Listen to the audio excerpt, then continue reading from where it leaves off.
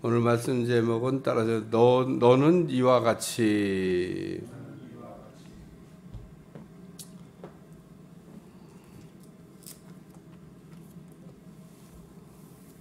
디도서는 목회 서신이라고 이야기를 했습니다. 1장에는 그 리더들을 세울 때 18가지 기준.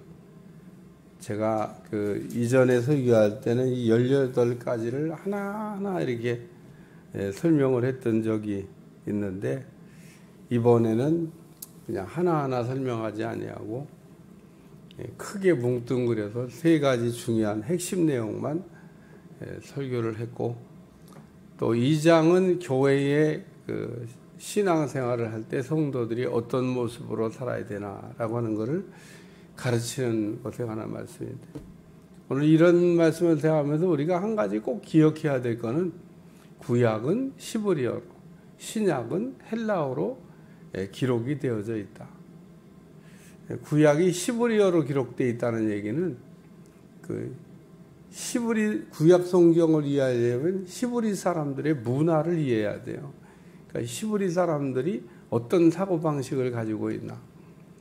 사람들마다 다 사고방식이 다르거든요. 그러니까 그 헬라적 사고방식, 히브리적 사고방식. 그러니까 신약 성경은 헬라어로 기록됐기 때문에 헬라적 사고방식에 의해서 신약 성경이 기록이 됐고, 구약 성경은 히브리어로 기록됐기 때문에 히브리적 사고방식에 의해서 성경이 기록됐다. 그러니까 그런 내용을 모르고 그냥 다 한글로 되어 있으니까 구약 성경, 신약 성경 읽으면 그 성경에서 이제 그 성경을 이해하는데 바르게 이해하지 못하게 됩니다. 헬라어로 기록됐다고 하는 거의 핵심 내용은 뭐냐면, 헬라어는 굉장히 이 단어들을 이렇게 그 구체적으로 이렇게 나누어 놨습니다. 아주 꼼꼼하게 이렇게 설명을 했다는. 그래서 그 감리교회를 이렇게 세운 웨슬레는 그 언어학이라고 하는 걸 했다.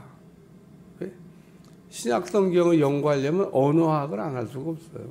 그러니까 단어가 어떻게 돼 있냐. 그래서 헬라어 원문을 보고 단어가 무슨 뜻인가라고 하는 것을 정확하게 살펴봐야만 할 때가 종종 있습니다. 그래서 그런 생각을 하고 우리가 성경을 읽으면 오늘 본문의 내용도 큰 그림이 그려집니다. 왜 바울이 이렇게 그레드에 있는 사람들에게 바른 교훈을 이렇게 가르치라고 하면서 이렇게 아주 구체적이고 꼼꼼하게 이렇게 나눠서 늙은 남자에게, 늙은 여자에게, 또 젊은 여자에게, 젊은 남자에게, 그리고 종들에게 다 이게 구별해서 지금 설명을 하고 있는 겁니다. 그리고 공통적으로 이야기하고 있는 것 중에 왜 어딘 빠졌지? 어딘 들어갔지? 이런 것들도 다 살펴봐야 됩니다. 예를 들면 18가지 리더를 얘기할 때 제가 그냥 안 다루고, 이번에 안 다뤘으니까 하나하나 단어 하나를 하나씩은 생각해야 되는데, 리더는 청직이어야 된다. 섬김을 잘해야 된다.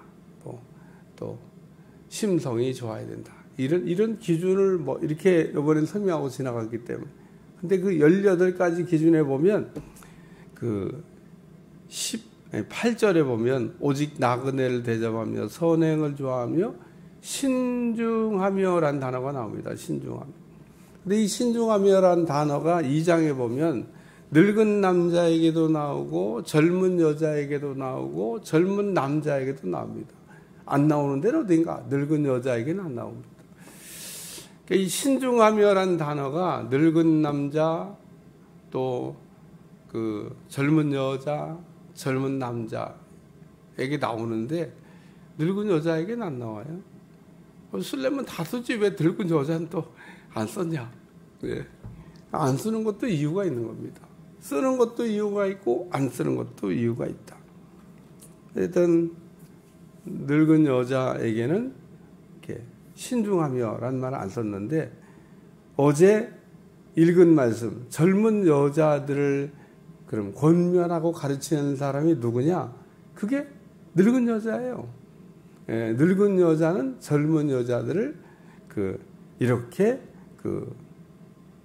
여기 그들로 젊은 여자를 교훈하게 하되, 이 그들로라는 말이 늙은 남자도 걸리냐? 아닙니다. 늙은 여자만 해당되는 겁니다. 늙은 여자는 젊은 여자들을 권면하라. 그래서 거기에 신중하라는 말이 그래서 빠진 겁니다. 늙은 남자가 젊은 여자를 가르치면 사고납니다. 사고. 바울이 그렇게 가르치라구나.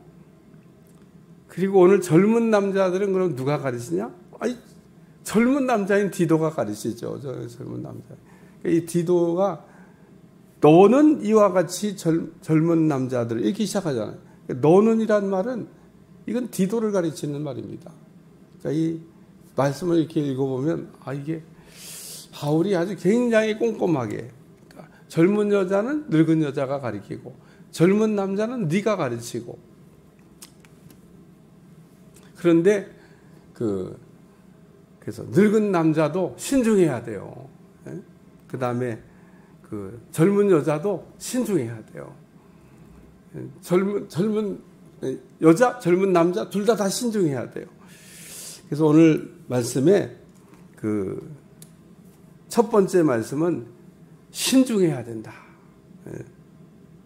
이런 말씀을 권면하고 있어요. 그러니까 신중이라고 하는 말은 생각을 많이 하고 잘 판단하는 것, 그게 신중한 겁니다. 신중하게 해야 돼. 그래서 생각을 좀 많이 해야죠. 생각을 짧게 하고 또 예를 들면 판단을 잘 못하면 그 신중한 판단이 안 된 겁니다. 그래서 신중하게 판단해야 된다. 너무 빠른 것보다는요, 늦은 게 낫다는 말이 있습니다. 우리가 신중하지 못하는 사람의 특징이 뭐냐면 성급한 겁니다. 그러니까 우리가 어떤 일 할 때 너무 신중해가지고 일을 못해. 맨날 생각만 하고 있어. 그런 사람도 있잖아요. 이제 결정을 해야 되는데 뭐 언제까지 생각만 하고 있을 거야. 이런 경우에. 그렇지. 너무 신중한 건 또 이제 안 되는 겁니다. 너무 신중하면 안 되지만 우리가 신중해야 됩니다. 좀 생각을 좀 급할 때 좀 쉬어간다고 조금 더 생각하고, 그리고 판단할 때 필요한 게 분별의 지혜잖아요. 오늘 우리는 그렇다고 막 신중한다고 해서 기회를 놓치는 사람. 기회라고 하는 건요, 한없이 우리에게 오는 게 아니야, 한없이. 저는 우리 집을 이렇게 사게 된 거 참, 지금 돌아놓고 생각해도, 그때 그냥 아주 그냥 잘 샀다.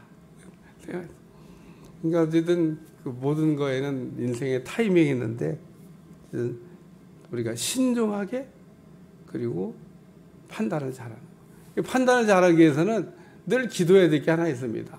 하나님, 지혜를 주시옵소서. 우리가 지혜가 필요하죠. 지혜를 주시옵소서. 다윗은 사울을 죽일 기회가 사울이 다윗을 죽이러 쫓아다니는데 사울은 다윗을 죽일 기회를 못 얻었습니다. 만약에 기회를 얻었다면 다윗이 살아남았겠어요. 매일 죽이려고 쫓아다니는데 다윗은 만만히요, 사울은 천천히. 난 얘기 들은 때부터 막 속에서 막 저놈을 죽여야 되겠다. 악한 생각 누가 넣었을까? 마귀가 넣은 거죠. 마귀에게 딱 사로잡혀가지고 그 다음부터는 마귀에게 쓰임받은 겁니다. 그러니까 사울이 하나님의 택함 받을 때는 괜찮은 사람이었는데 어느 날 이 심성 관리를 잘 못해가지고 그냥 마귀에게 쓰임받는 사람. 어쩌면 그렇게 돌이킬 줄도 모르고 끝까지 가는지 몰라요. 결국 그 집안이 다 패망의 길로 가잖아요. 좋은 아들, 요나단 같이 좋은 아들을 가지고도. 근데 어쨌든 다윗이 어느 날 사울을 죽일 기회가 있는데 장수들이 두 번 찌를 것도 없습니다. 그래서 잠자고 있는데 그냥 가서 제가 창으로 한 번 찌르면 그냥 한 번에 다윗이 안 된다고. 신하가 그랬을 거예요. 아유, 참 내가 섬기는 주군이긴 하지만 이렇게 좋은 기회가, 그리고 백성들이 다 뭐 다윗이 이제는 왕이 돼도 된다고 그러는데, 아유, 그래도 다윗이 신중하게 잘 판단한 겁니다. 그때 만약에 단칼에 단창에 그냥 창 한 번 찌른다 그랬으니까 한 번에 창 찔러갖고 자기가 죽인 것도 아니에요. 밑에 있는 장수가 사울을 죽였더라 그러면 다윗은 다윗이 안 되는 겁니다.